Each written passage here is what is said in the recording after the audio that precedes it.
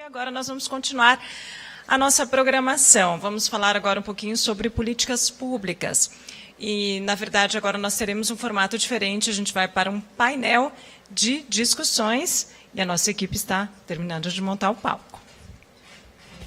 Bom, então, como eu disse, nós vamos falar agora um pouquinho sobre políticas públicas. E o objetivo desse painel de discussões é dialogar sobre a qualidade do ambiente regulatório favorável à transição para a economia circular.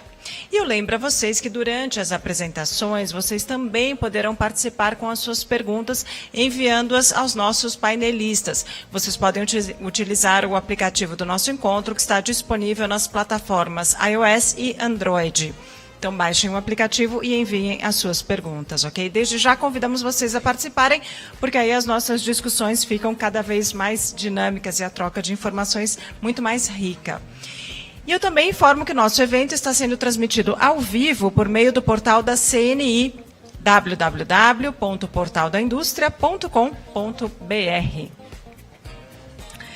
E agora, então, o nosso palco está quase pronto.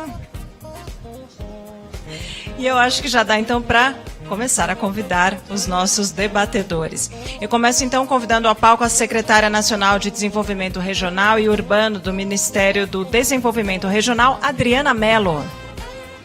Por favor, pode subir ao palco. Convido também o professor e sócio da Felsberg Advogados, Fabrício Soller. Por favor, pode subir ao palco. Convido também o gerente executivo de Inovação e Tecnologia do Serviço Nacional de Aprendizagem Industrial, SENAI, Marcelo Prim. Por favor, pode subir. Convido também o primeiro conselheiro da Delegação da União Europeia no Brasil, Rui Ludovino. Convido o coordenador-geral do Instituto Brasileiro de Informação em Ciência e Tecnologia, Tiago Braga. Para fazer a moderação das discussões, eu gostaria de convidar agora ao palco a diretora de Relações Institucionais da Confederação Nacional da Indústria, Mônica Messenberg. Por favor.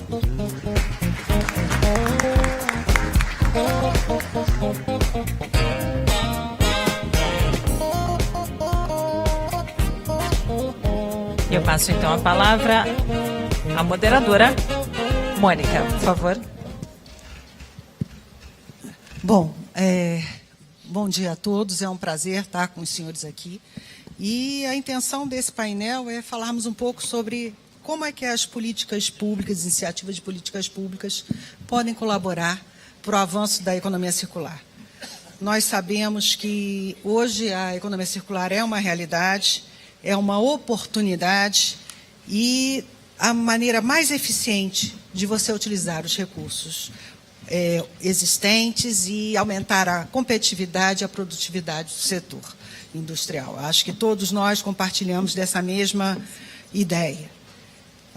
É possível observar que, num movimento mundial que caminha para a implementação de estratégias de transição para um modelo econômico circular. Os países europeus são os mais avançados em questão de políticas públicas para a transição de uma economia linear para circular. E a União Europeia, em 2005, criou um plano para a implementação da economia circular nos países membros. E as ações já estão bastante avançadas ou bem delineadas.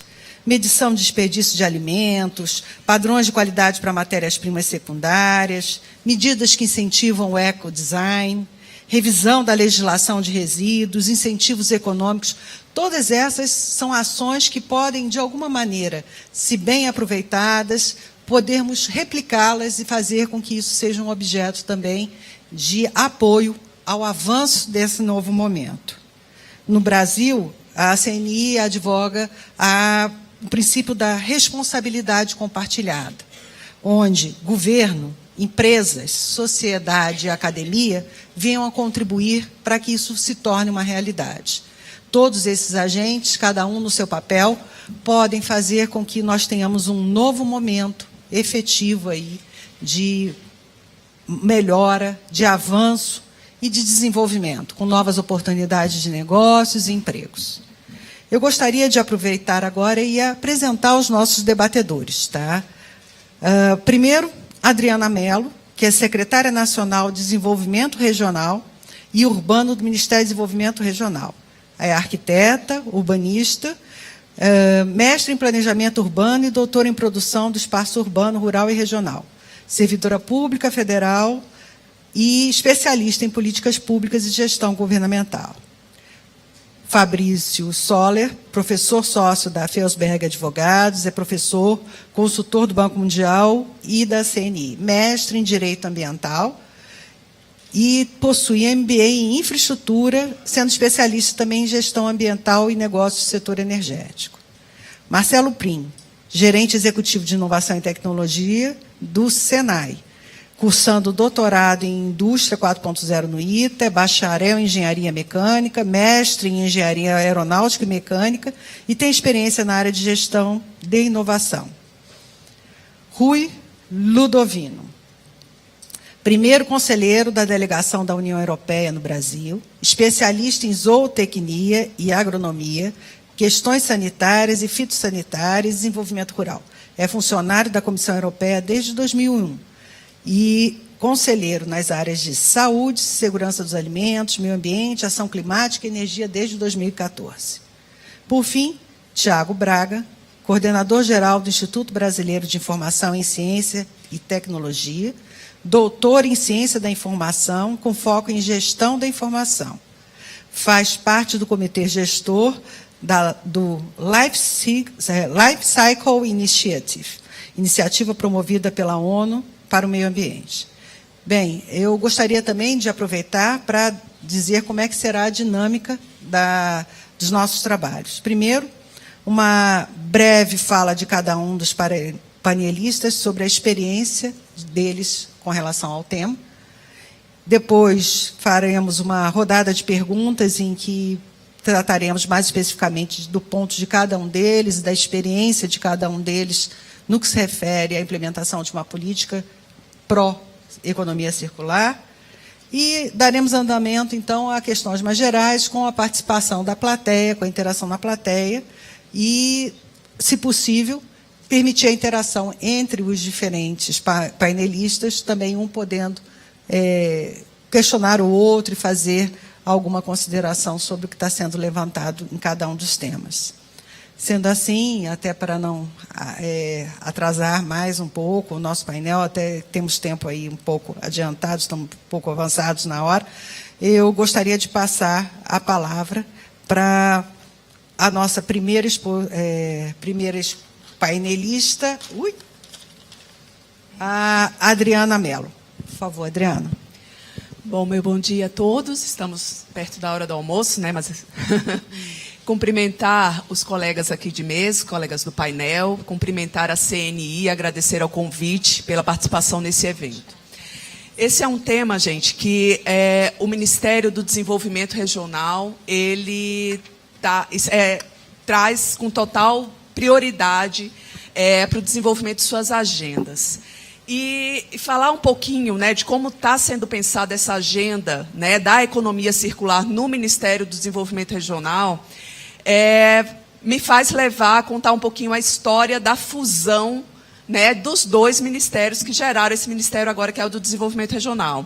Então, esse MDR que a gente tem hoje, né, esse ano no Brasil, ele é resultado da fusão de dois ministérios que desenvolvem políticas muito específicas, mas com uma interface comum, que é a melhoria da qualidade de vida da população no território, né, que é o Ministério da Integração Nacional, que trabalha com o desenvolvimento de territórios e regiões, especialmente aquelas mais deprimidas, e o Ministério das Cidades, que trabalha com a provisão de serviços aos cidadãos, seja de saneamento básico, tratamento adequado dos resíduos sólidos, ações de mobilidade urbana ou um planejamento urbano mais eficiente.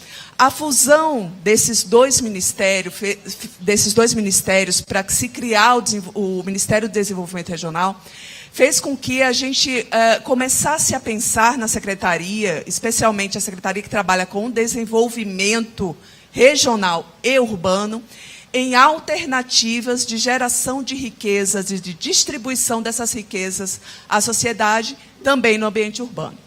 Então, o foco do Ministério do Desenvolvimento Regional, especialmente ligado às regiões mais carentes ou mais estagnadas, que é o desenvolvimento produtivo, é o carro-chefe, ele se alia a esse olhar de desenvolvimento econômico também nas cidades. E o Ministério tem uma função muito clara, que é reduzir desigualdades. Então, nas cidades, como é que ocorre a manifestação da desigualdade? Ocorre ainda com a excessiva periferização e favelização que existem nas grandes cidades, nas regiões metropolitanas de suas sedes em relação ao entorno. Então, ocorre em várias escalas. Então, pensar alternativas de desenvolvimento econômico para essas áreas periféricas ou periurbanas fez com que começássemos a pensar na agenda da economia circular como uma alternativa de desenvolvimento produtivo. Exatamente porque nós temos as nossas cidades brasileiras superadensadas, uma população que consome bastante, e nós temos também nas periferias dificuldades de alternativas de inclusão socioprodutiva, ainda com bastante dependência em relação ao centro. Então, pensar o desenvolvimento produtivo, especialmente vinculado aos núcleos urbanos e às suas áreas periféricas, e especialmente vinculado a um grande potencial de inovação e de tecnologia, isso fez com que começássemos a discutir e desenhar essa nova agenda. E essa agenda ela se constitui dentro do Ministério da seguinte forma: nós olhamos o território, não estabelecemos políticas padronizadas, mas identificamos as vocações do território, as potencialidades latentes. E, a partir daí, desenhamos o que chamamos de polos, os polos da economia circular. Né? Nós iniciamos um trabalho agora com o Distrito Federal, nós temos o Cerrado Circular. Na Paraíba, nós temos também o polo Campina Grande, João Pessoa. Agora também no Paraná, com o polo Itaipu.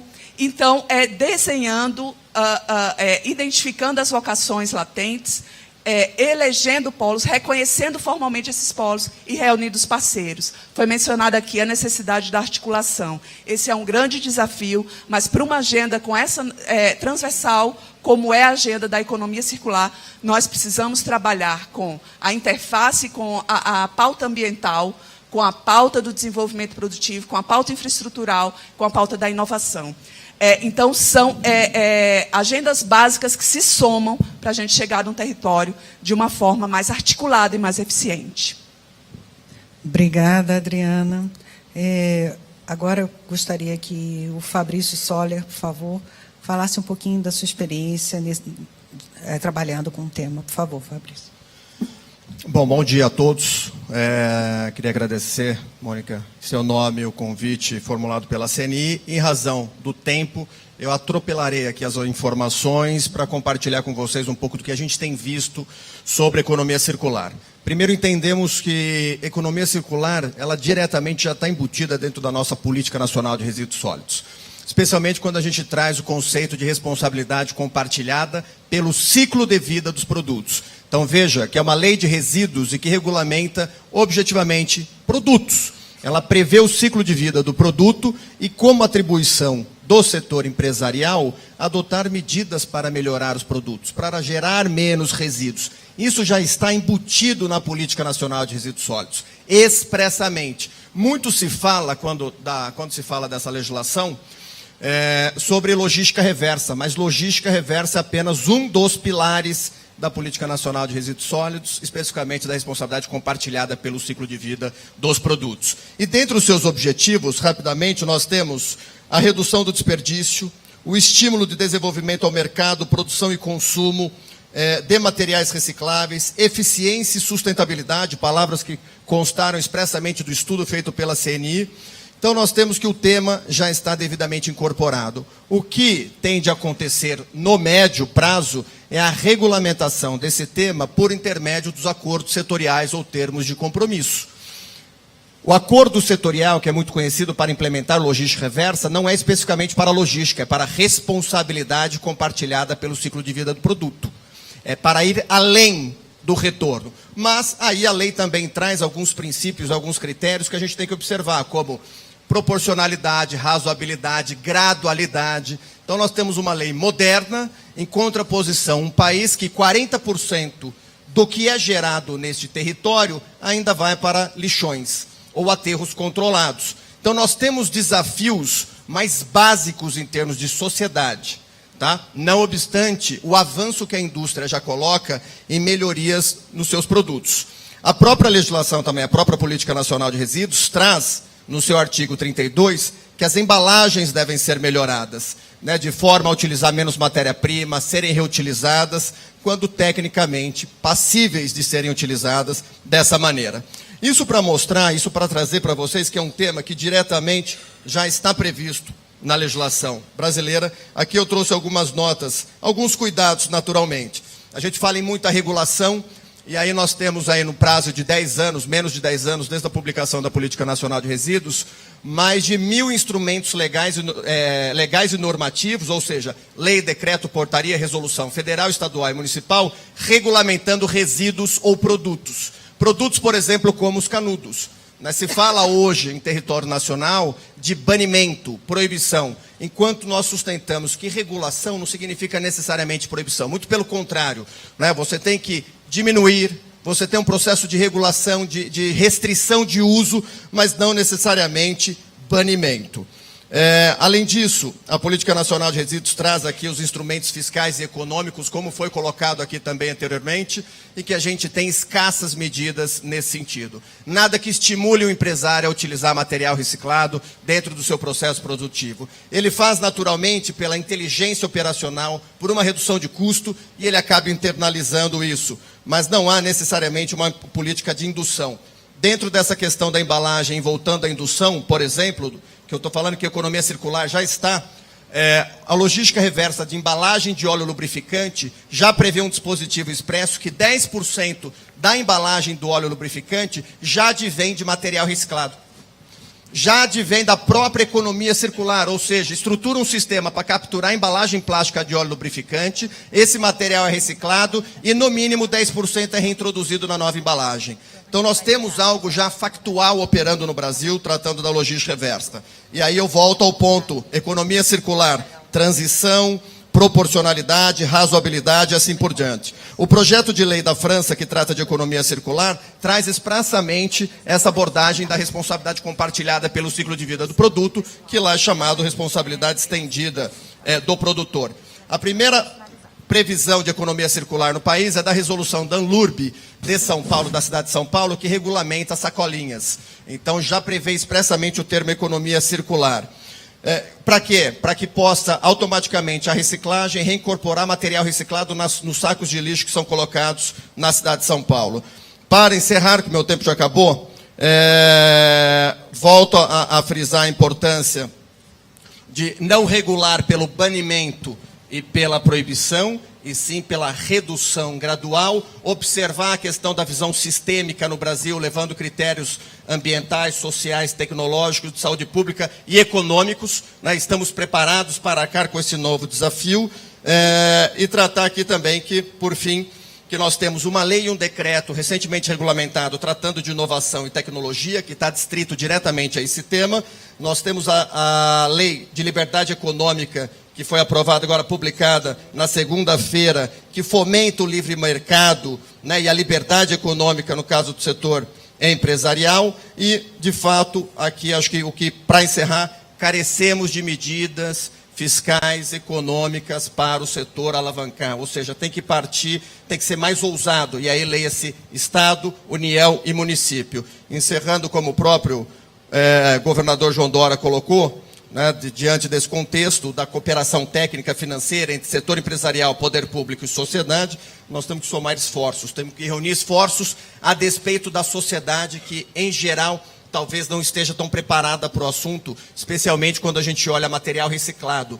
Há um certo preconceito, um pré-julgamento feito pelo usuário sobre a qualidade do material que é produzido com material reciclado. Isso a gente já vê em inúmeros produtos. Infelizmente, o empresário não pode sustentar que utiliza, né, o material reciclado no seu produto, porque o consumidor não sabe interpretar aquilo na perspectiva ideal de circularidade, de melhoria de produto, menos utilização de matéria-prima. Obrigado. Obrigada, Fabrício. E dentro desse ponto, aí frisar a questão da educação do consumidor, não só no que se refere a saber como alocar melhor os resíduos, mas mais do que isso, entender a importância, a qualidade e acabar com esse preconceito de que se já é usado, não serve, né? Isso é uma questão cultural quase. Bom, e agora, por favor, eu gostaria de pedir ao Marcelo Prim para falar um pouquinho sobre os desafios aí no Senai. Obrigado, Mônica. Alô? Okay. Obrigado, Mônica. Bom, o Senai é o Serviço Nacional de Aprendizagem Industrial, é o braço operacional da CNI para capacitar a força de trabalho da indústria. E não à toa, o nosso slogan agora é pelo futuro do trabalho. A gente tem olhado a dinâmica da indústria 4.0, né, da força da digitalização e automação do trabalho da indústria e que abraça toda a sociedade. E a gente tem trabalhado, então, justamente para criar... e é interessante quando a me apresenta que a economia circular é uma jornada, da perspectiva do Senai, que é um braço operacional, a gente não induz, nem faz política pública, a gente executa, a gente observa o seguinte, que, de fato, assim como a indústria 4.0, ela trata de uma jornada... Eu vou trocar, né? Obrigado.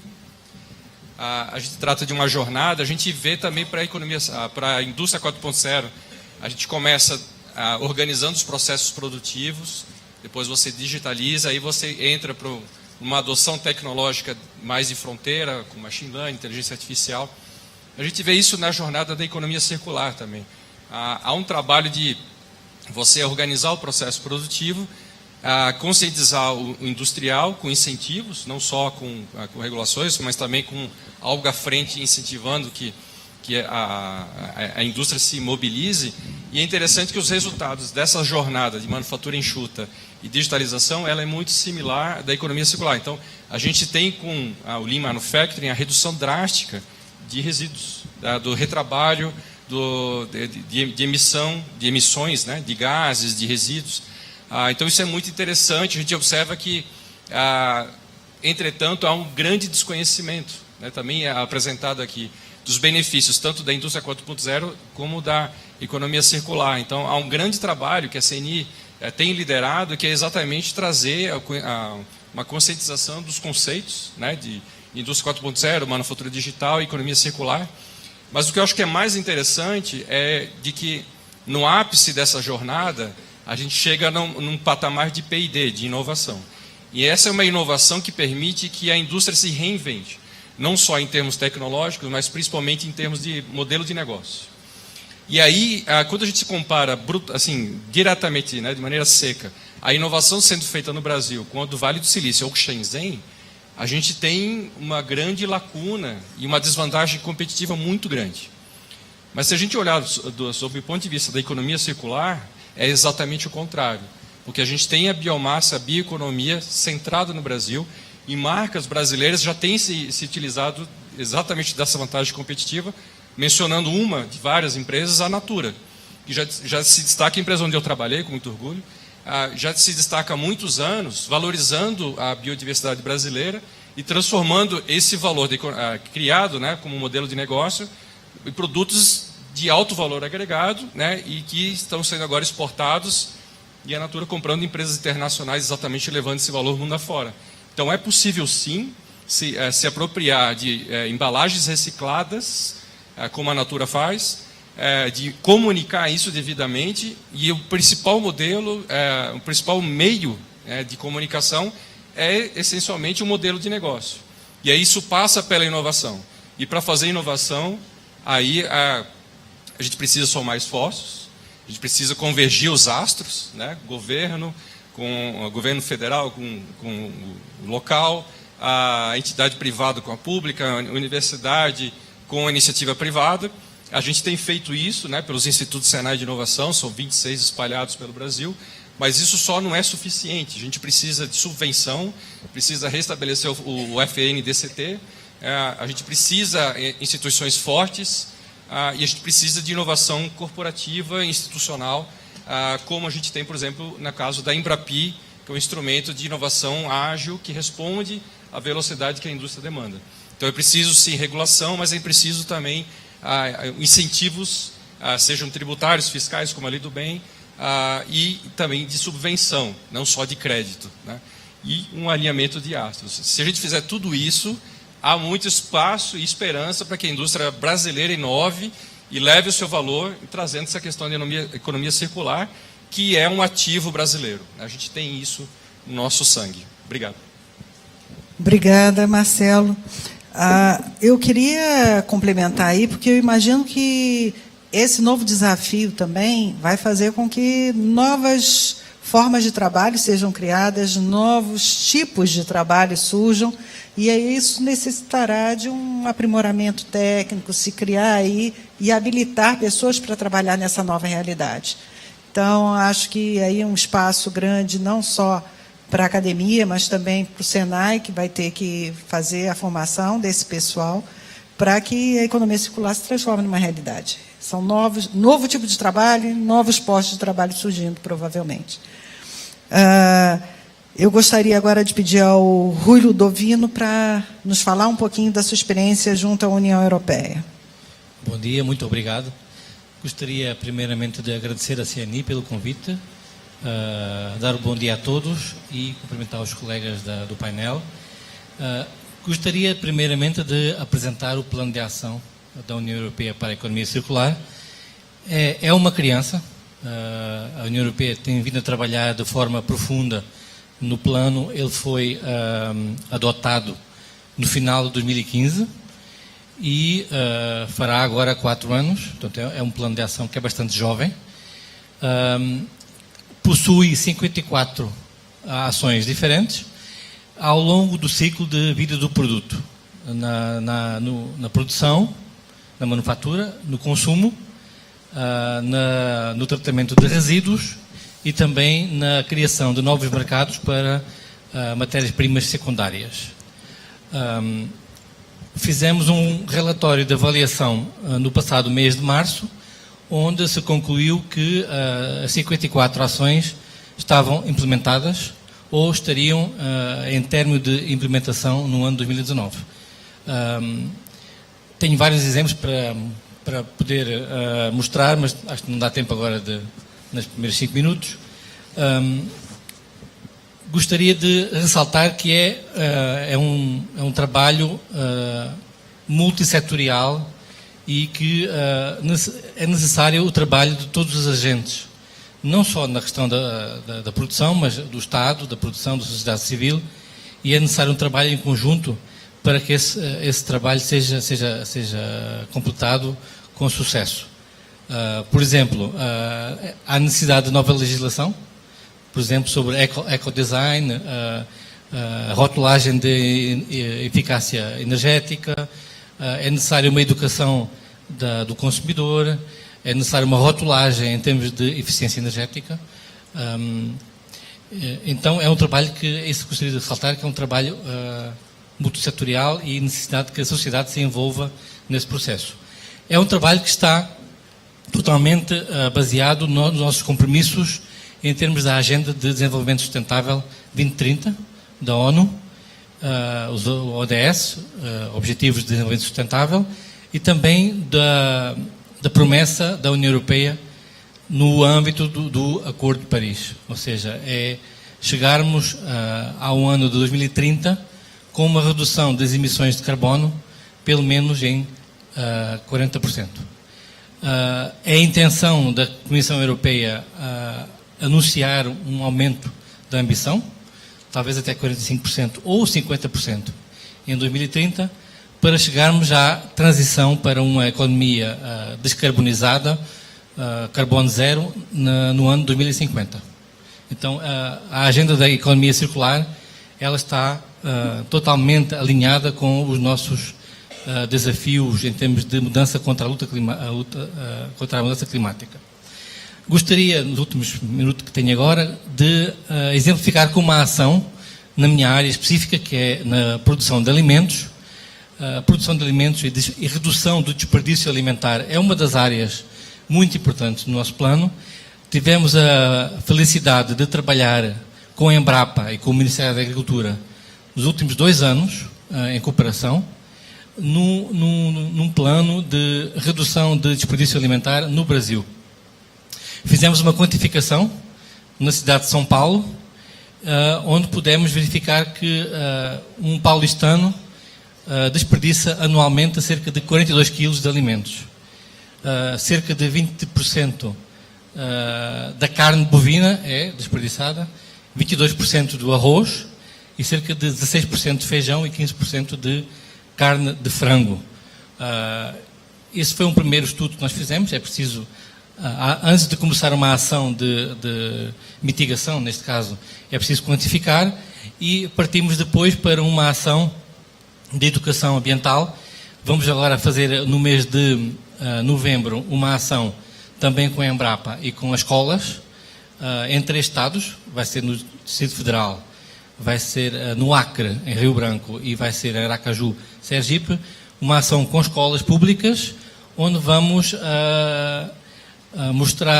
vamos publicar uma pequena revista da Turma da Mônica, onde se vai demonstrar os benefícios económicos de saúde em reduzir o desperdício alimentar e como utilizar o desperdício que é obrigatório, cascas, etc., que poderá ser feito em compostagem, e vamos fazer uma cartilha para distribuição aos professores.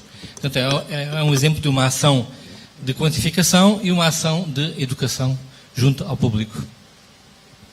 Que bom. Eu acho que essa questão educacional aí, a possibilidade das novas gerações encararem de maneira diversa a questão do desperdício, da utilização e do consumo sustentável é fundamental, até porque muitas vezes são essas novas gerações que acabam ensinando aos mais velhos como se portar e o que valorizar. Isso é uma forma da gente conseguir chegar mais fundo e mais perto da população e garantir o sucesso do nosso trabalho. Agora, Tiago, por favor, você poderia falar um pouquinho sobre como é que você está vendo aí a economia circular dentro das nossas experiências atuais e qual é o futuro disso? Oi, Mônica. Primeiro, agradecer o convite da CNI para estar falando aqui. É uma honra estar partilhando desse espaço com a Adriana, Fabrício, Marcelo e Rui. A questão das políticas públicas para a economia circular é uma questão que tem sido debatida no governo federal de uma maneira muito ativa. A gente sabe que o governo ele tem o seu tempo próprio, porque ele tem que contemplar diversas realidades na discussão dos assuntos pertinentes a ele. Mas, nesse caso da economia circular, ele tem conseguido se colocar tão ativo quanto a indústria, quanto a academia, de maneira que várias ações em várias esferas do governo têm acontecido simultaneamente. Do ponto de vista do Ministério da Ciência, Tecnologia, Inovações e Comunicações, essa discussão sobre a economia circular, ela tem se organizado, na minha perspectiva, em 4 grandes pontos. O primeiro ponto é o ponto da capacitação. Então, diversos eventos vêm ocorrendo e vão ocorrer ainda esse ano, no próximo ano, para capacitar os próprios agentes de governo, os próprios representantes de governo, sobre a utilização e a concepção de economia circular. Como exemplo, a gente teve um evento nesse mês de agosto no MCTIC, que tratou sobre economia circular. Agora, no mês de outubro, a gente tem um evento que vai tratar da mineração urbana, também sobre economia circular. A CNI estará presente na pessoa do Davi. Então, essa capacitação, essa promoção de eventos é um primeiro ponto. O segundo ponto que o Ministério de Ciência, Tecnologia, Inovações e Comunicações tem tratado é a questão da infraestrutura informacional. Então, eles têm se preparado de maneira muito ativa para permitir que as informações sobre a economia circular estejam disponíveis e acessíveis. Um exemplo é a construção do Banco Nacional de Inventário do Ciclo de Vida. É um banco que é gerido pelo IBICT, a minha instituição, e que faz o armazenamento de inventários do ciclo de vida. Foi colocado aqui pelo Rui, pelo Marcelo, pelo Fabrício. O deputado Arnaldo também colocou a questão do ciclo de vida. E o Brasil tem um banco com dados públicos, gratuitos, de acesso livre, que é o SICIV Brasil. Esse final de ano nós vamos receber 500 novos inventários produzidos em parceria com a Embrapa, com o IPT aqui de São Paulo, com várias outras instituições. E o Brasil tem participado em discussões internacionais. Então, hoje, o Brasil consegue partilhar dados, por exemplo, com a GLAD, que é uma rede global de interoperabilidade de dados de ACV. E eu trago os dados de ACV porque eles são os dados que vão permitir dar a métrica da circularidade. Eles dão uma cientificidade que a economia circular necessita, e ela é obtida através de dados, e esses dados são públicos e disponibilizados. Então, esse é o segundo ponto. O terceiro ponto da organização do Ministério de Ciência, Tecnologia, Inovações e Comunicações para tratar das políticas públicas relacionadas à economia circular está no financiamento. No final do ano passado, a gente teve um financiamento promovido pelo MCTIC para a construção de estudos que trazem informações sobre o ciclo de vida de todo produto, alinhados com essa temática de economia circular. Se eu não me engano, o investimento foi na casa de R$400 mil, e a gente produziu 50 inventários. Então, um número muito grande de inventários, ao custo de R$8 mil em média cada um, e são inventários que as indústrias médias, pequenas e grandes podem ter acesso de forma gratuita para construir o seu próprio entendimento sobre a sua circularidade, como isso funciona. E, por fim, o Ministério também tem trabalhado na questão de um mapa com os caminhos da economia circular para o Brasil. Estou vendo que o Alexandre está aqui, ele é responsável por esse estudo. E é uma perspectiva de como o Brasil pode caminhar no sentido de obter de promover a economia circular em parceria com todos esses agentes, que eu achei muito interessante, citado na pesquisa da CNI, que 73% percebem a necessidade de envolver no mesmo discussão o governo, as empresas, a academia e os consumidores. E eu entendo que isso tem acontecido no âmbito do Ministério de Ciência e Tecnologia. Por fim, eu queria só citar a questão das métricas que eu falei. Eu falei muito sobre avaliação do ciclo de vida e esse link com a circularidade. Eu vi que o professor Aldo estava aqui, é um dos grandes representantes da academia, que trabalha com a questão da circularidade e também de avaliação do ciclo de vida. E é muito importante, e o governo brasileiro tem feito isso de maneira muito ativa, investir em informações científicas, informações comprovadas, que garantam que a circularidade que a gente está fazendo, além de circular, ela é sustentável. Porque é muito importante garantir a sustentabilidade nesses processos circulares que estão sendo promovidos. Bom, muito obrigado.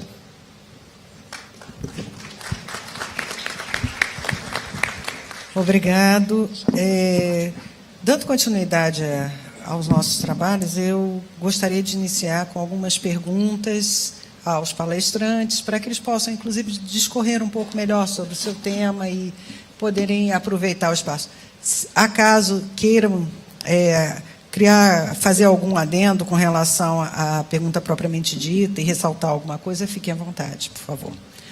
Primeiro, Adriana, como o programa Rota da Economia Circular pretende promover o desenvolvimento de melhores práticas no setor privado?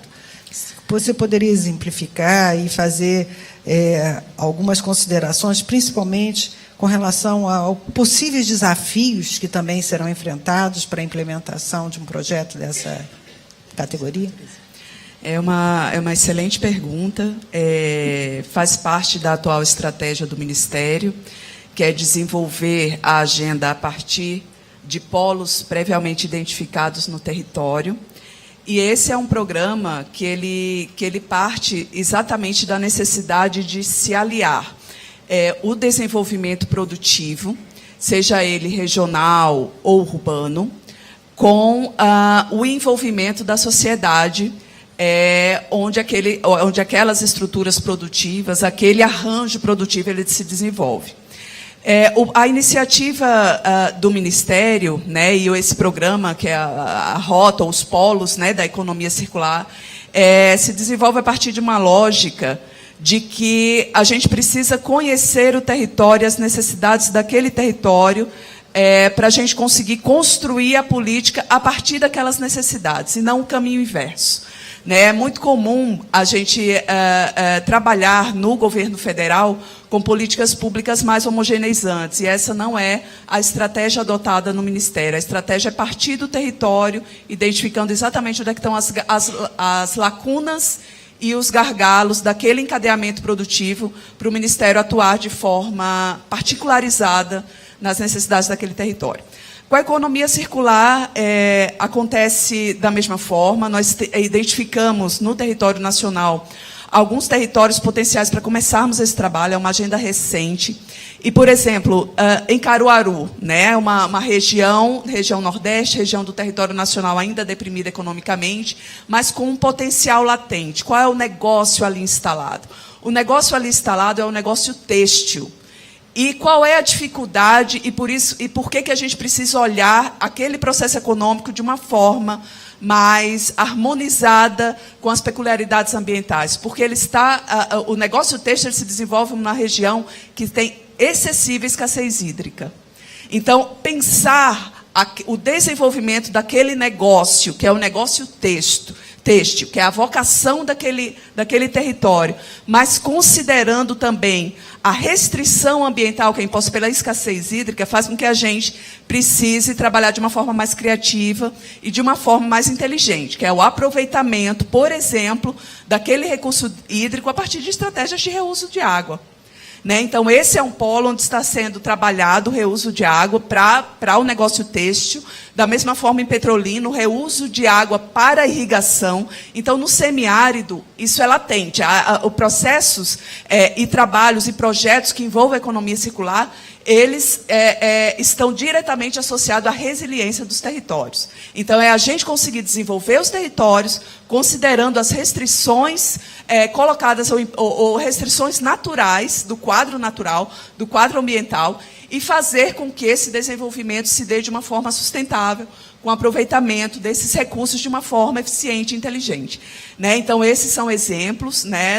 Nós temos também o aproveitamento no Paraná, uma parceria com a Itaipu, exatamente para aproveitamento dos dejetos animais para geração de energia com a biomassa. Então, olhando essas vocações do território, a gente consegue desenvolver projetos particularizados de desenvolvimento produtivo, de encadeamento produtivo, alimentando elos da cadeia, que hoje são gargalos ainda. E são gargalos em diferentes aspectos hoje. É uma agenda nova, é uma agenda recente. Como foi citado aqui, exige até uma mudança de comportamento, de aceitação, até do produto que é o produto aproveitado, regenerado. E a gente precisa trabalhar, inclusive, os nossos instrumentos de financiamento. A gente tem um paradigma novo, mas com instrumentos que ainda estão olhando para o século XX. Então, a gente tem um paradigma do século XXI, com políticas e instrumentos que ainda olham para o século XX, isso precisa ser ajustado. E isso passa também não só para o instrumento de financiamento, mas também para o instrumento de regulação. Reuso de água, hoje, tem enormes gargalos regulatórios. A gente precisa enfrentar esse tema. Já existe uma predisposição dos nossos institutos de pesquisa que estão aí, o Instituto do Semiárido, a própria Embrapa, e diversos outros que já estão à frente desenvolvendo, mas a legislação e as normas têm que acompanhar esse ritmo dos estudos. Então, são alguns gargalos, mas que levam a gente a refletir que a gente precisa avançar nessa parte regulatória também. Obrigada. E, de fato, a questão regulatória é um dos grandes gargalos, um dos grandes obstáculos a serem superados hoje, para que, inclusive, o setor privado possa avançar em algumas linhas, em algumas políticas. é bom saber que existe a preocupação por parte do governo e a compreensão de que há necessidade não só de modernizá-lo, mas também de revisitar muitas dessas propostas hoje no sentido de alinhá-las com as necessidades que a economia circular demanda. Fabrício, como você entende que possa ser trabalhadas as questões de responsabilidade compartilhada nos acordos setoriais para a logística reversa? Quais são os principais desafios hoje? Especialmente, por exemplo, hoje, na rede de cooperação do plástico. Bom, quem me conhece sabe que tem, eu sempre falo, são inúmeros desafios, por isso que eu valorizo bastante a iniciativa da indústria nacional, o quanto ela lidera essa agenda a despeito dos problemas. Por exemplo, quando se trata de responsabilidade compartilhada pelo ciclo de vida dos produtos, nós temos obrigações que recaem sobre fabricantes, importadores, distribuidores e comerciantes. E aí, numa curva de aprendizado dos últimos anos, aí, dos sistemas de logística reversa, dos fluxos regulados, antes de 2010, antes da Política Nacional de Resíduos Sólidos, e depois de 2010, a gente observa que carecemos de um enforcement ou de um controle maior por parte daqueles agentes não fiscalizados, não controlados, fundamentalmente importadores, distribuidores e comerciantes. Isso que eu falo, na verdade, regulado, trazendo um pouco do exemplo que temos em São Paulo e que tem inspirado outros estados, que é regulamentar a logística reversa por meio do processo de licenciamento ambiental. Isso eu particularmente entendo de forma equivocada, uma questão muito simples.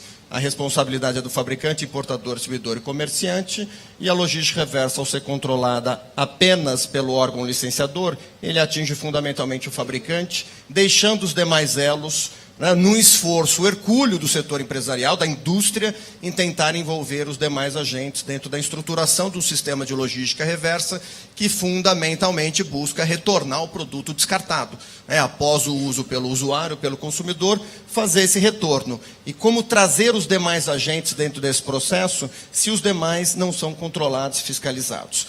E aí surgem iniciativas, como você muito bem colocou, Mônica, a questão da rede de cooperação para o plástico, que é uma iniciativa hoje capitaneada pela Abiplast, não sei se o Paulo está aqui, mas e o Roriz, que capitaneiam essa iniciativa no âmbito da Abiplast, que reúne o usuário da embalagem plástica, o fabricante da resina, o distribuidor, o comerciante. Então, tem um pool de parceiras empresas trabalhando na promoção, do estudo, do aperfeiçoamento dos estudos, e aí com um link direto com a economia circular, para essa melhoria do ambiente regulatório também, mas também de cooperação. Nós falamos várias vezes aqui sobre cooperação, articulação, união de esforços. A rede de cooperação para o plástico é uma iniciativa importante nesse sentido, por trazer diferentes players que, por vezes, cada um está olhando um objetivo específico, mas que dentro da cooperação para o plástico trabalham em conjunto. Então, dentro dos desafios, só para trazer objetivamente, nós temos a falta de isonomia no cumprimento da logística reversa. Então, a lei assegura um tratamento isonômico, e o que a gente observa é que não há isonomia, então a obrigação recai sobre alguns e não sobre todos, como assim deveria. Nós temos a questão do tratamento fiscal do movimento interestadual do produto descartado, seja ele chamado produto descartado, resíduo, rejeito, sucata, seja os trocentos nomes que tem o material descartado. Isso é um problema terminológico, como que a gente trata a questão terminológica e o efeito fiscal e ambiental, que são diferentes. Quando você está tratando sobre a perspectiva ambiental, resíduo, a agenda fiscal trata como produto, coproduto, subproduto e tributa. Então, temos um desafio quanto a esse tema. E aí, por consequência, o movimento interestadual de resíduos também é uma problemática não só nos territórios, como entre estados. E algumas outras iniciativas, e aí são pontuais, como também o envolvimento maior da rede varejista dentro da estruturação do sistema de logística reversa. A questão do tratamento fiscal diferenciado, acho que é outro ponto também, e, naturalmente, o envolvimento do consumidor. Porque se o consumidor, se o usuário não aderir ao sistema, porque nós estamos tratando de um custo que está sendo hoje embutido no produto. Então, ao comprar o pneu, ele vem com o custo da logística reversa. Ao comprar o agroquímico, como foi colocado aqui, ele vem com custo. Ao adquirir os produtos, o custo da logística reversa está embutido e é repassado para o consumidor. E o desafio no Brasil, por isso que diferencia um pouco da Europa, que tem um controle melhor, que tem o registro, tem controles efetivos, é como você internalizar. E, por fim, e aí também aqui saudando a própria CNI, que há 2 anos atrás fez um estudo sobre os sistemas coletivos de logística reversa, trazendo a inteligência da regulação coletiva, a operacionalização coletiva da logística reversa, seja por meio de entidades gestoras, que são pessoas jurídicas criadas única e exclusivamente com essa finalidade, como foi falado aqui, o próprio Arnaldo colocou o INPEV, mas tem o INPEV, Reciclanip, Reciclos, Abre, Green Electron, entre tantas outras, ou também modelos operacionalizados por entidades setoriais de forma coordenada, como eu estou vendo aqui o João Basílio, presidente da ABPEC, que tem um programa de logística reversa coordenado pela própria entidade setorial. Então, a CNI traz a sua contribuição, trazendo as formas e as modelagens possíveis e também apontando os desafios a serem superados aí no curto, médio prazo, para uma melhor estruturação do sistema no país. De fato, essa questão tem sido um desafio a ser enfrentado pela indústria, porque nós comungamos com essa mesma preocupação. Enquanto os agentes não estiverem devidamente estabelecidos as suas responsabilidades, os seus deveres, e cada um fizer a sua parte, houver um trabalho aí de interação e conjunto, pouco vai funcionar, o custo recairá sobre o fabricante e certamente será repassado ao preço. Então, acho que ninguém aqui duvida da necessidade de nós termos isso mais claro, essa logística, esse ciclo, estar melhor desenhado, melhor compartilhado e normatizado de maneira adequada, regulado de maneira adequada. Marcelo, como o Senai tem ajudado na criação de políticas públicas voltadas para o setor da indústria brasileira? Você podia contar um pouquinho como é que a gente lá no Senai tem trabalhado nessa linha? Bom, a gente tem feito um trabalho bem interessante. De novo.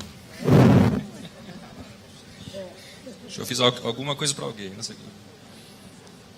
A gente tem feito um trabalho muito interessante e, novamente, em parceria. Né? Começou tudo com um piloto feito pela CNI, o João Emílio, chamado Indústria Mais Produtiva. Um atendimento de rápida duração, né? curta duração, 120 horas, 3 meses, com ganhos expressivos de aumento de produtividade. E, por consequência, também de redução de desperdícios, de resíduos, né, ao longo da produção. Por conta de diminuição de retrabalho, usa menos matéria-prima. E a gente viu uma grande oportunidade. Isso foi apresentado pelo presidente Robson, junto com o Lucchesi, ao então ministro Armando Monteiro, e isso virou uma política pública chamada Brasil Mais Produtivo, que a gente vem operando, então, desde 2017, e chegamos a 3.200 empresas ao final do ano passado. Nessa política pública, o Senai foi o braço operacional em parceria com o BNDES, com a BDI, a Apex e Sebrae, claro, junto com agora o então Ministério da Economia. Né? E a gente chegou a 52% de aumento de produtividade média nacional em 3.200 empresas. É algo realmente incrível, estrondoso, que uma medida tão simples chegue a um patamar de resultado tão elevado. E uma redução de desperdícios de quase 65%. Então, muito similar ao que foi apresentado pelo Marcelo, aqui da CNI, na palestra anterior, do impacto que tem métodos de gestão de produção, um pouquinho, né, uma pincelada, um sopro de métodos de gestão de produção. Isso mostra a incipiência da indústria em métodos de gestão da produção. Infelizmente, a gente costuma falar de maneira coloquial que a grama é alta. Né? E a gente vê da mesma maneira que para a economia circular, a gente vai ter que dar baby steps, né? A gente vai ter que dar pequenos passos. Então, começar com uma manufatura enxuta, fazer eficiência energética. Há um projeto piloto feito pelo Senai, em parceria com o Senai da Bahia, com o Cimatec, que é o que a gente chama de Lean Green. Que é o Green Lean, aliás, perdão.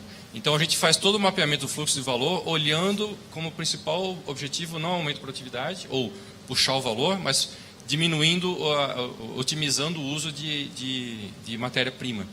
E a gente está com uma meta de reduzir em 10% a matéria-prima, e nos projetos pilotos que a gente está conduzindo nesse momento, a gente já tem muito maior, né, o resultado do que a gente esperava. Bom, isso trouxe para a gente uma clarificação de que é uma jornada, né? E nessa jornada, o grande incentivador, que é o ponto que eu queria enfatizar, não é uma pressão interna. Toda a revolução industrial, ela partiu de uma necessidade interna da indústria de se reorganizar. Primeira revolução, segunda e terceira, né? Na quarta revolução industrial, a gente passa por uma pressão externa. É a primeira vez que a demanda vem de fora para dentro. E a indústria tem que se reinventar. É muito similar com a questão da economia circular. É a sociedade exigindo que a indústria se reinvente para tornar a sociedade mais justa, mais perene, né, mais sustentável, e que a gente continue existindo, ou que a gente consiga ter qualidade de vida dos países mais desenvolvidos. Então, a indústria tem que se reinventar para atender essa demanda. Isso é muito difícil, isso é muito novo, porque cria um sentido de urgência que pode até, às vezes, atrapalhar, né? Então, a falta de informação, o pessoal sai fazendo medidas emergenciais que muitas vezes não são exatamente o início da jornada, o pessoal parte do fim da jornada. Então, fazendo uma analogia com a indústria 4.0, vejo muita pequena e média empresa se robotizando, mas não tem nem a manufatura enxuta ainda implementada. Da mesma maneira, a economia circular, antes talvez de reinventar o modelo de negócio, tem que fazer uns baby steps antes, fazer uma eficiência energética, um green lean, e aí a gente ir pensando com calma, né, numa jornada constante e resiliente, até chegar ao estágio, né? E o que é bacana é que, para fechar, no Brasil mais produtivo, a gente monitorou os resultados em tempo real. Então, a gente criou uma governança do programa, liderado pelo Ministério da Economia hoje, né, o Ministério da Indústria antigamente, e os indicadores de desempenho do programa foram monitorados em tempo real. À medida que os atendimentos foram concluídos, a gente media se o aumento de produtividade estava dentro do que estava sendo esperado. E o Comitê de Governança também fez ajustes no programa. Isso foi um grande legado, né? Então, o novo governo agora está adotando, o secretário especial Carlos Acosta quer levar de 3 mil empresas para 300 mil empresas, né? E o grande benefício, aliás, a grande diferencial desse programa que ele mesmo coloca é exatamente dessa governança, de como foi medido em tempo real o impacto de uma política pública diretamente em um fator microeconômico, ou seja, dentro da empresa a gente mudou a realidade e não só olhando as questões macroeconômicas. Então, é assim que o Senai tem atuado, induzindo melhorias em políticas públicas, mas com um olhar para dentro da fábrica, da indústria. É muito bom e dá orgulho participar desse processo, porque efetivamente o que a gente vê é que o setor industrial está preocupado em garantir também a formação e o adequado encaminhamento de políticas públicas que possam vir não só a estimular o setor industrial, mas melhorar a economia como um todo. Bom, por favor, Rui, de que maneira estão sendo estimulados o uso de matérias-primas secundárias pelas cadeias produtivas europeias? Como está sendo trabalhada a questão energética? Você tem alguns exemplos que possam nos passar? Antes de passar a palavra para o Rui, eu queria lembrar aos senhores que nós temos um aplicativo que pode possibilitar que a plateia nos encaminhe perguntas para os nossos palestrantes, e assim que vocês acharem conveniente, podem vir encaminhando, que a gente está tentando aqui ordená-las e fazer com que possa ocorrer essa interação tão importante entre o público e o grupo aqui. Por favor. Obrigado, Mónica. Antes de passar diretamente à resposta, e para ilustrar a situação da União Europeia, era só para dizer que também na União Europeia nós temos uns desafios enormíssimos pela frente. Ou seja, o nosso plano é realmente uma criança, tem 4 anos, está muito longe dos senhores, mas a verde representa o reuso ou a reciclagem. A amarelo é a conversão em energia através da incineração, e a vermelho a questão dos aterros sanitários. E aqui embaixo nós temos os vários Estados-membros, os 28 Estados-membros. Vocês podem ver que a diversidade entre cada Estado-membro ela é simplesmente enorme. Então nós temos aqui uma média na União Europeia geral de 46% de reciclagem ou compostagem, 29% de transformação energética e 23% de aterro, que é bastante grande ainda, né? E longe da meta que nós queremos atingir, que é 10% em 2035. Agora, o que é realmente ilustra bem a situação é a diversidade entre os países. Ou seja, temos aqui a Suécia com 53% de transformação energética e 47% de reciclagem, praticamente sem aterro. E temos aqui países menores, como a Roménia, a Chipre, Malta, onde nós temos porcentagens de aterro que vai até 86%. Então, é um desafio enorme também para a União Europeia, que é uma diversidade muito grande entre Estados-membros e também entre algumas regiões. Então é assim, é só para vos dar coragem, que nem tudo está perdido. Então nós temos o nosso plano de ação, que está bem implementado, mas temos muito trabalho pela frente. Uma questão importantíssima é a disponibilidade de informação. Nós temos uma plataforma que disponibiliza muita informação online e eu convido-os a explorar essa plataforma. Em relação à pergunta em particular, em relação às matérias-primas secundárias, é um grande desafio, porque é realmente o ciclo, é o passo que vai fechar o ciclo. Eu acho que a União Europeia já avançou muito na questão do tratamento de resíduos. Há diferenças enormes entre os países, mas realmente o ponto com maior desafio é realmente aumentar o uso de matérias-primas secundárias na União Europeia. Nós temos um sistema de informação de matérias-primas, chama-se RMIS, Raw Material Information System. É um sistema recente, que foi implementado em 2017, e ele é gerido, ele é organizado pelo Joint Research Center, que é a parte da pesquisa da União Europeia. É parte da Comissão Europeia, mas é dedicado à pesquisa. O orçamento da pesquisa na União Europeia é muito grande. Eu acho que temos que ressaltar aqui a necessidade de investir pesado em pesquisa e desenvolvimento na área da utilização de matérias-primas secundárias. É essencial. Temos avançado bastante na questão dos fertilizantes de origem orgânica, de poder utilizar produtos originários, subprodutos da agricultura, biorresíduos, para a produção de biofertilizantes. Há um desenvolvimento muito importante de padrões, ou seja, as organizações europeias de padronização estão trabalhando em padrões para definir padrões de qualidade para as diferentes matérias-primas secundárias, que em muitos casos não existem, e a questão que a Adriana falou, também da reutilização da água. A água aparece cada vez mais como um recurso escasso, água urbana, água industrial, água agrícola, e estamos a trabalhar bastante nessa questão da reutilização da água como matéria-prima secundária depois da primeira utilização. Energia. Tenho aqui algumas coisas sobre isso. A legislação da União Europeia, ela se baseia sobre o que nós chamamos de hierarquia dos resíduos. Ou seja, nós temos uma pirâmide onde definimos ações prioritárias em relação à utilização dos resíduos. E então, vai da mais benéfica à menos benéfica. E essa pirâmide de prioridade, ela é legalmente vinculativa, ou seja, está estabelecida por lei, e os Estados-membros têm que aplicar os princípios da hierarquia dos resíduos. Só um segundo. O primeiro objetivo é nós aumentarmos, maximizarmos a prevenção ou a redução na geração de resíduos. Esse é o primeiro passo e temos que ter mais esforços nesse sentido.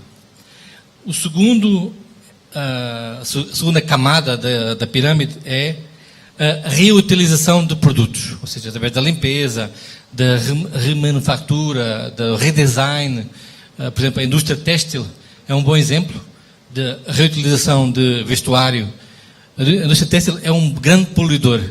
As pessoas não têm noção, né? Mas polui bastante. Em termos de utilização de água, químicos, matérias-primas, etc. Então é a reutilização. O caso das garrafas, acho que no Brasil é um caso bem ilustrativo, porque eu morei no Brasil de 94 a 2001. E naquela época eu estava habituado a levar a minha garrafa de cerveja para o barzinho e trocava, né? Hoje em dia eu não consigo mais fazer isso. Então, para mim, acho que acho que temos que voltar atrás na reutilização da garrafa de cerveja. Esse é o segundo passo. O terceiro passo será a reciclagem, ou seja, a utilização através do tratamento de resíduos, a separação de resíduos, a coleta seletiva e a reciclagem de resíduos. Será o terceiro passo. A produção de energia através de resíduos será apenas o quarto passo. Quando não se poderá mais reduzir, reaproveitar, reciclar, aí vamos então para a opção de produzir energia através da incineração. E finalmente o quinto passo será a eliminação através do aterro sanitário ou da incineração sem recuperação de energia. Então, consideramos que a produção de energia através de resíduos será o quarto passo da hierarquia de resíduos. O objetivo é minimizar o aterro e fazer apenas o necessário de incineração para energia, porque nós consideramos que temos uma mais-valia em podermos aproveitar matérias-primas valiosas, raras, em processos que possam ter retorno económico mais importante, que é o caso da reciclagem, do reuso e da redução do desperdício. Perfeito. Aqui no Brasil, quando a gente fala em reuso e reciclagem, vem a questão tributária, tá? E também, com certeza, a proximidade da indústria recicladora da sua origem, ou seja, o custo hoje de reciclagem é muito elevado. E acredito que só será sustentável um sistema como esse se for economicamente viável. Hoje em dia, a falta de uma estrutura para reciclagem, para reuso, combinada a uma estrutura tributária que penaliza de alguma maneira esse tipo de ação, esse tipo de produto, faz com que se torne mais difícil a gente consolidar essas alternativas. O que a gente vê muito é a reutilização, quando isso se dá de uma maneira mais econômica e mais adequada. Então, a título de realidade e se tornar isso uma forma mais ampla. Então, eu vejo que, com certeza, essas questões têm que ser enfrentadas até para a gente poder chegar a uma situação como essa está sendo colocada hoje pela União Europeia e poder viabilizar isso de uma forma mais consistente. São questões, acho que a gente vai ter que enfrentar o quanto antes. Bom, Tiago, quais as expectativas do Ministério da Ciência e Tecnologia com o mapa da economia circular que será desenvolvido com a Unido, que também está sendo feito para o México, Chile, Uruguai? O que isso pode vir a contribuir para o nosso avanço? Bom, o mapa está sendo uma estratégia que está sendo desenvolvida agora, está em processo de desenvolvimento. O Alexandre Gobo, ele está aqui, ele está participando desse processo ativamente. E a perspectiva é entender, de fato, como os diferentes setores do Brasil, esses já citados, né, o governo, a academia, a indústria e a sociedade civil como todos, que na pesquisa CNI citado como consumidores, como que eles terão sua parcela de contribuição. Essa, pelo menos, a perspectiva a partir do IBICT. Né? O IBICT ele é uma instituição que trabalha muito com essa questão da gestão da informação. Então, para a gente, na nossa perspectiva de construção do mapa, é muito importante garantir que os tomadores de decisão, as empresas, as instituições que estão à frente desse processo, elas tenham condições de tomar decisões embasadas em dados e informações que são representativas da realidade brasileira. E eu acho que esse é um ponto importante quando se pensa nos caminhos de circularidade, é que essa circularidade seja construída a partir de uma perspectiva que garanta a sustentabilidade, que garanta avançar de forma muito concreta, né? Que a gente possa avançar nesse caminho no sentido de permitir que a sociedade como um todo se aproveite dos benefícios que a economia circular tem. Eu achei muito interessante a apresentação anterior. Antes a gente pensava no tripé da sustentabilidade, então eu tenho a questão econômica, a questão social, a questão ambiental, mas essa é uma perspectiva que ela já vem sendo aprimorada e hoje eu vejo a questão ambiental como primordial, a questão social por cima e a questão econômica menor, né? Assim, eu vou ter ganhos econômicos, eu tenho que ter, porque a sociedade só vai avançar se a gente conseguir esses ganhos econômicos, mas para isso eu tenho que necessariamente garantir que a sociedade vai se beneficiar e garantir que eu vou ter um meio ambiente que dará condições para as gerações futuras terem as mesmas possibilidades que a gente tem agora. Então, assim, eu acho que depois vale a pena, no intervalo, bater um papo com o Alexandre também, que está trabalhando nesse processo ativo, mas na minha perspectiva do IBICT é a questão da disponibilização de informações que garantam a possibilidade, tanto de governo quanto da indústria, ter um embasamento muito exato sobre como garantir essa economia circular a partir de dados e informações fidedignas. Perfeito, ótimo. Nós temos algumas perguntas aqui da plateia que eu vou começar a trazer aqui para resposta dos nossos palestrantes. A primeira aqui é para o Fabrício, o que ele coloca aqui é o Romário José Correia de Araújo, e ele pergunta, professor Soller, ouvi sobre a economia regenerativa, seguida de sua fala inicial enfatizando sobre a modernidade da nossa PNRS, Política Nacional de Resíduos Sólidos, já contemplando visões e ações que estão inseridas nessa nova roupagem da economia circular. 9 anos já se passaram desde a promulgação da 12.305. Pergunto, até quando vamos continuar circulando, criando novos conceitos, novas estruturas meio consumidoras de recursos, sem colocar em prática o que já está definido em lei?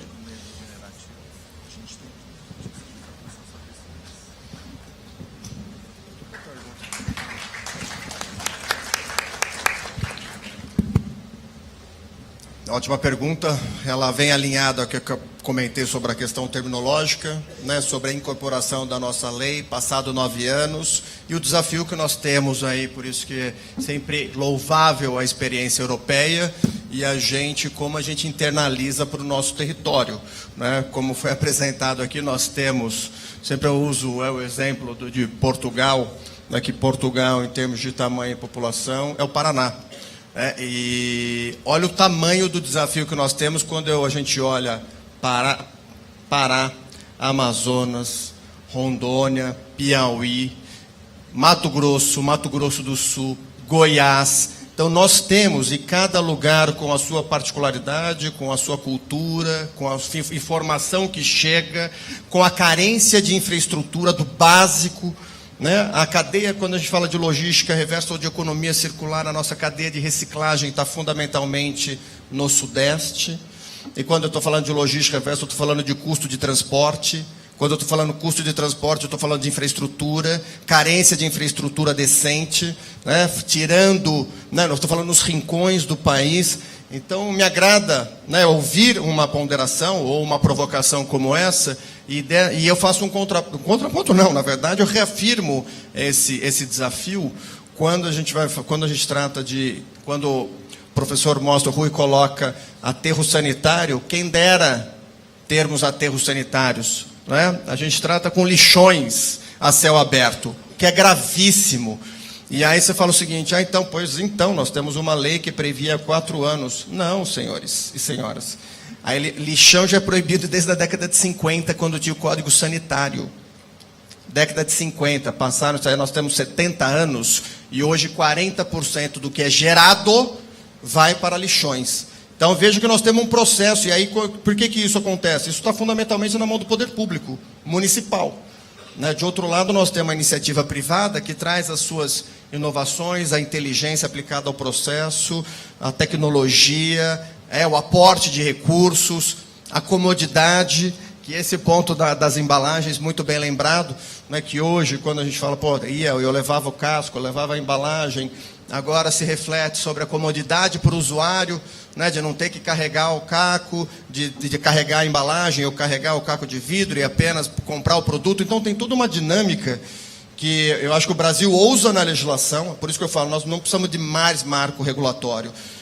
Nós temos legislação a dar com pau nesse país, né? Ainda mais em razão da nossa estrutura federativa, em que município, estado e União legislam sobre matéria ambiental. O que não falta nesse país é legislação. O que falta é enforcement, o que falta é controle, o que falta é fiscalização, o que falta é um pouco de segurança jurídica. O que falta, sim, nós não temos a rodo aqui, por exemplo, leis regulamentando o tratamento fiscal, como você colocou, Mônica, estimulando a utilização do reciclado. São Paulo, por exemplo, tem um tratamento, tem algo diferencial não fiscal, mas na perspectiva do licenciamento ambiental, isso está sendo reproduzido para a norma federal, que é, se o empresário adota medidas que vão para além da legislação, uma certificação, melhorias de produto, eficiência energética, reuso de água, para além da norma, essa empresa tem que ser tratada diferenciada dentro do guichê do Estado.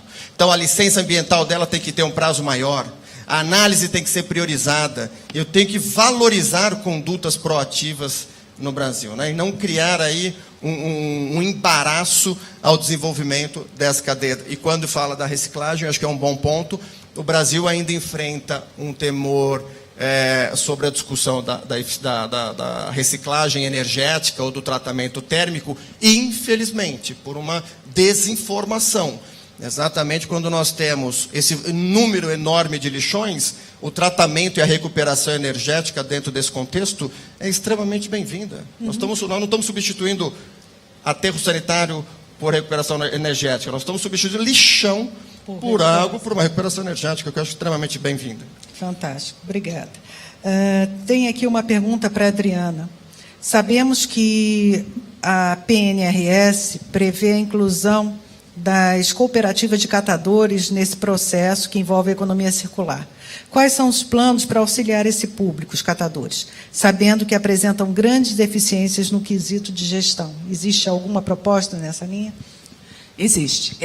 Nós estamos trabalhando um programa amplo que a gente chama de fortalecimento das capacidades.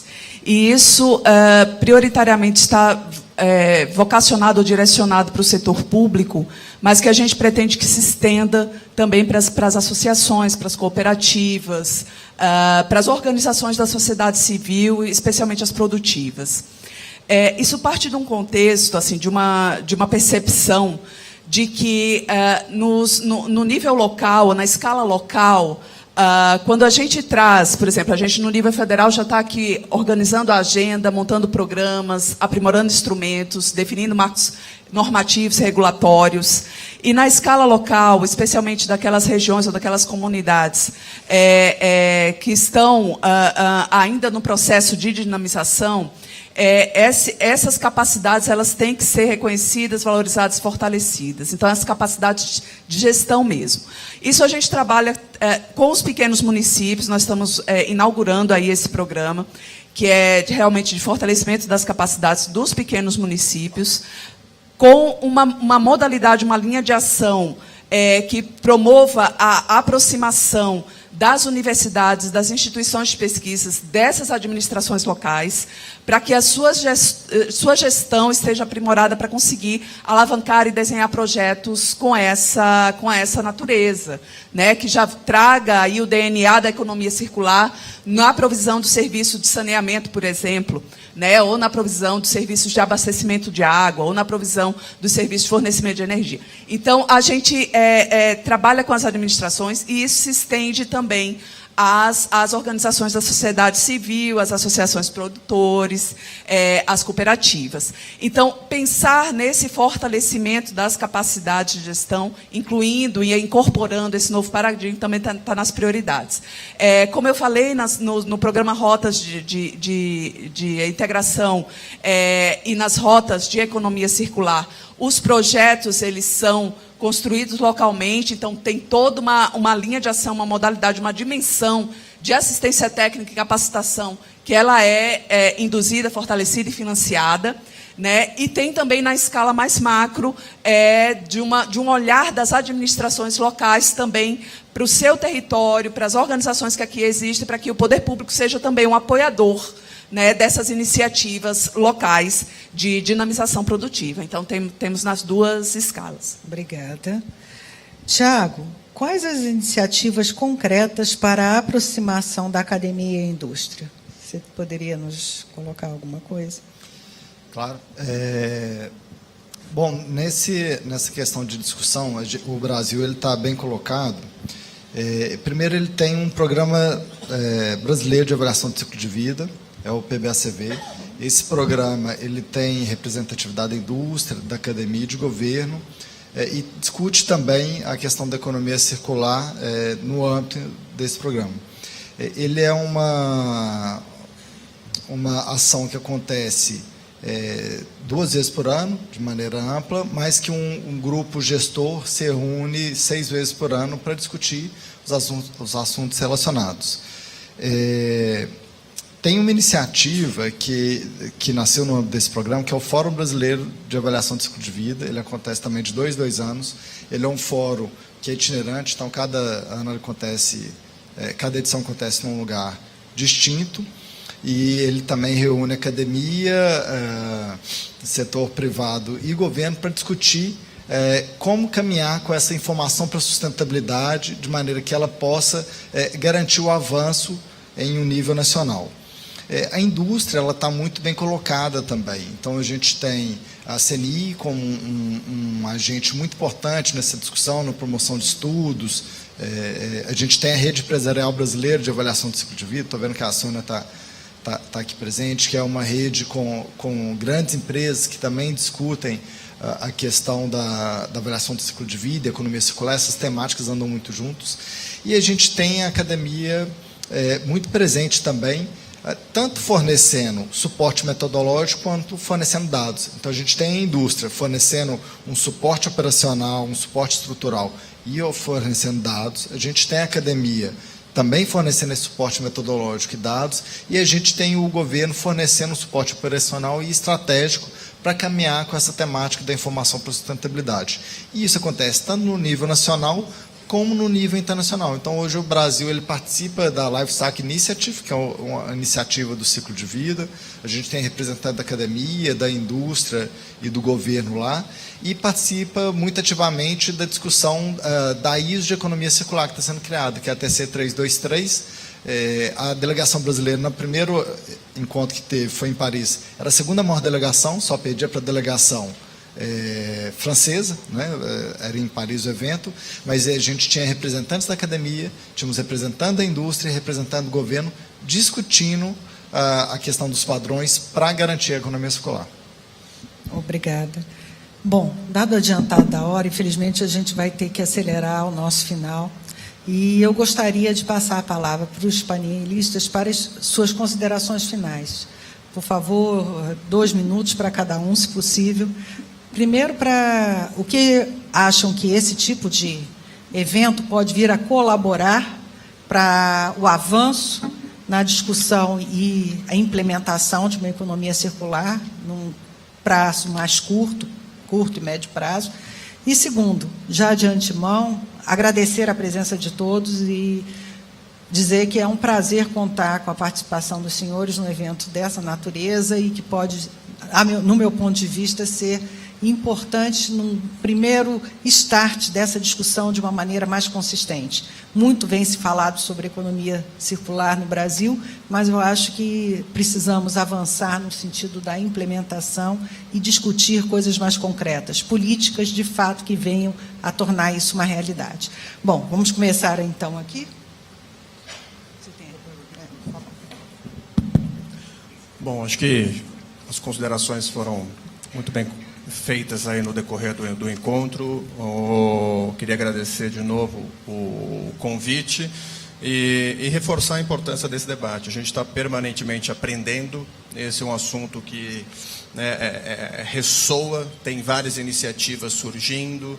Então, FINEP atuando, né, com a plataforma de economia circular, nós temos IBICT, CNI, várias frentes de trabalho, vários ministérios, e acho que esse é o exercício para a gente aperfeiçoando a informação, conhecimento, antes que venha atravessado uma lei qualquer, de qualquer deputado, ou que venha e fala instituindo a economia circular, sem antes o conceito estar devidamente maduro, entendido, e se de fato precisa, né, de algo específico para a economia circular, e se ela não é algo mais amplo que congrega tudo um pouco do que nós falamos aqui. Mais uma vez, obrigado e cumprimento CNI pelo evento, pelo encontro. Eu também queria agradecer o convite. A experiência do Senai é pragmática, ela é intrafirma. O Brasil mais produtivo é uma experiência de política pública que deu certo, mesmo sendo, né, olhando para ações concretas. Então, é uma experiência que pode ser aplicada para a questão da economia circular, com eficiência energética, com o desenvolvimento de novos produtos, novos processos que levem ao caminho essa jornada, né, como a Lohane colocou muito bem. Eu queria só mencionar com fechamento também que o principal desafio da indústria 4.0, eu imagino, né, eu não sou especialista da economia circular, seja o capital humano. Né?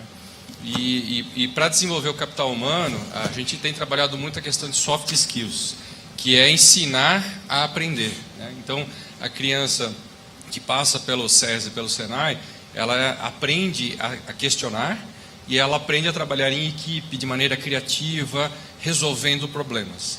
A gente precisa fazer isso com a nova geração e ensiná-los a aprender questionando em cima de problemas, porque são essas crianças que vão acabar, no final das contas, resolvendo e implementando a economia circular no Brasil. Obrigado. Obrigado. Bom, durante a fase de ciclo do produto, embora todas elas tenham importância estratégica e é necessário tomar ações bastante eficazes, eu diria que eu gostaria de enfatizar a importância de ter um tratamento de resíduos robusto, porque aí começa tudo, né? Porque o plano de ação de economia circular, ela começou há menos de 4 anos na União Europeia, mas ela foi criada em cima de um sistema, de uma legislação, de uma prática de tratamento de resíduos muito robusta para poder alavancar todo o resto do ciclo. Então é isso que eu chamava a atenção aos nossos colegas brasileiros, é realmente pensar realmente em fortalecer bastante o sistema de tratamento de resíduos. Como disse o Fabrício, é extremamente difícil, porque o Brasil não é a Europa, são estados muito grandes, a densidade populacional é menor, municípios com uma área grande isolados, então é um desafio realmente. Talvez a junção de municípios com iniciativas conjuntas, joint ventures, iniciativas público-privadas, acho que há que pensar nos arranjos para cada uma das situações, mas eu gostava mesmo de realçar a necessidade de trabalhar muito bem no tratamento de resíduos, na coleta seletiva, na reciclagem, tudo isso. Porque é essencial. Se não tivermos esse elo, não vamos conseguir fazer o resto do ciclo girar, né? E deixar aqui uma palavra amiga da União Europeia. Nós somos parceiros estratégicos do Brasil desde 2007. Somos muito próximos, temos cultura em comum. Comigo temos a língua em comum também, eu sou português. E temos muito investimento, os nossos povos vivem em conjunto, há muitos europeus no Brasil, há muito brasileiro na Europa. Então, eu deixar aqui uma palavra amiga e dizer que queremos colaborar, queremos trabalhar em cooperação com o Brasil em várias iniciativas. A economia circular é uma delas, redução do desperdício alimentar, estratégia de plásticos, missões económicas de economia circular. É para dizer que nós estamos disponíveis a partilhar e trazer experiências e também aprender com o Brasil, porque os desafios, com certeza, vocês vão superar e vão ter coisas para ensinar também à União Europeia lá na frente. Obrigada. Eu agradeço, Mônica, pela brilhante condução desse painel, pela oportunidade de estar aqui com os colegas, né, do governo federal, do setor produtivo, da CNI, do Senai. E coloco assim como uma oportunidade que a gente tem no governo federal, especialmente o MDE, que trabalha com esse olhar para a produção, de incorporar exatamente não como um setor à parte, mas a economia circular como uma dimensão dos setoriais com que a gente trabalha. Né? Então, nós temos, por exemplo, uma agenda das cidades inteligentes, né, que é uma agenda urbana forte, que a gente está consolidando também na Secretaria, onde a dimensão do desenvolvimento econômico urbano, né, incorporando a economia circular exatamente como uma dimensão, ela vem muito forte. Né? O nosso conceito de cidades inteligentes vai além da digitalização, da cidade digital. É um conceito de garantir a eficiência dos bons serviços prestados à população. Então, é com essa ampliação desse conceito que a gente também incorpora e coloca o Ministério do Desenvolvimento Regional à disposição para a gente trabalhar conjuntamente. Obrigada. Mônica, agradeço novamente o convite feito pela CNI. Foi um prazer estar aqui, dividir esse espaço com vocês. O governo federal ele tem várias ações contundentes na promoção da economia circular. No caso do Instituto Brasileiro de Informação em Ciência e Tecnologia, o IBICT, a gente tem promovido a gestão da informação tecnológica, entendendo que a informação vai ser o suporte para garantir que, de fato, a sustentabilidade seja buscada e seja obtida a partir de dados e a partir de descobertas construídas ao longo da realização de pesquisas e estudos. A indústria brasileira tem se antecipado a uma tendência, o que é muito valoroso, o que é muito oportuno, porque a gente vê a indústria brasileira num momento crucial se colocando à frente e buscando se posicionar frente ao mundo com aquilo que a gente tem de melhor e um papel que o Brasil sempre teve.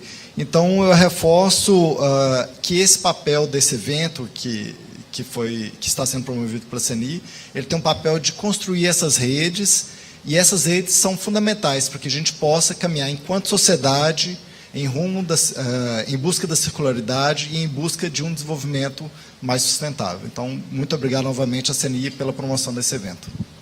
Bem, para encerrar, eu gostaria mais uma vez de agradecer a presença de todos e dizer que a CNI entende que a indústria tem que ser parte dessa solução. Então, esta é a função desse trabalho que a gente tem tentado desempenhar. Entrar na discussão, promover alternativas, verificar como isso é factível dentro de uma estrutura industrial que necessita avançar e estar alinhado com o resto do mundo. E, para tanto, ela tem que ser viável e sustentável. Então, mais uma vez, agradeço a presença de todos os senhores e agradecer à plateia pela colaboração. Agora, já também convidando-os para um brunch, porque estamos no horário do almoço, até já passamos, e eu acredito que todos gostariam de um lanchinho antes de continuarmos com os trabalhos da tarde, não? Muito obrigada e até a próxima. Obrigada. Muito obrigada a todos os participantes do painel. Nós, como já foi convidado, nós vamos agora sair para um brunch. Voltamos pontualmente a 1h40 com o segundo painel, que terá como tema financiamento. Ok? Então, aproveitem, voltamos pontualmente a 1h40. Até já.